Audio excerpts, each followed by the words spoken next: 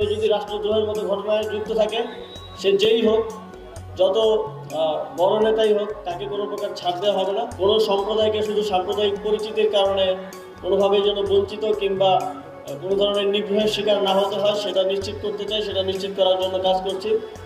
তবে বাংলাদেশের সার্বভৌমত্ব, স্বাধীনতার উপর কোনো প্রকার হস্তক্ষেপ, কোনো প্রকার আঘাত আসে এবং রাষ্ট্রের প্রতি অবমাননা হয়, রাষ্ট্রদ্রোহের মতো ঘটনা ঘটলে সেক্ষেত্রে সরকার অবশ্যই কঠোর ব্যবস্থা নেবে। এবং সেক্ষেত্রে একটা গ্রেফতারের ঘটনাকে কেন্দ্র করে এখন অস্থিতিশীল পরিস্থিতি তৈরির চেষ্টা করা হচ্ছে। আমরা স্পষ্টভাবে বলতে চাই, কেউ যদি রাষ্ট্রদ্রোহের মতো ঘটনায় যুক্ত থাকে, সে যেই হোক, যত বড় নেতাই হোক, তাকে কোনো প্রকার ছাড় দেওয়া হবে না।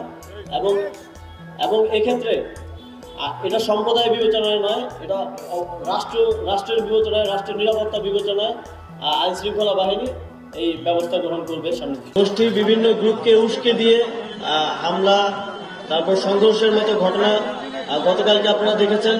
সকালে কিভাবে বিভিন্ন জায়গা থেকে, প্রান্তিক পর্যায় থেকে জনগণকে ভুল তথ্য দিয়ে 1000 কোটি টাকা দিয়ে ঋণ দেওয়ার স্বপ্ন দেখিয়ে ঢাকায় নিয়ে যাওয়া হয়েছিল একটা অস্থিতিশীল পরিস্থিতি তৈরির জন্য।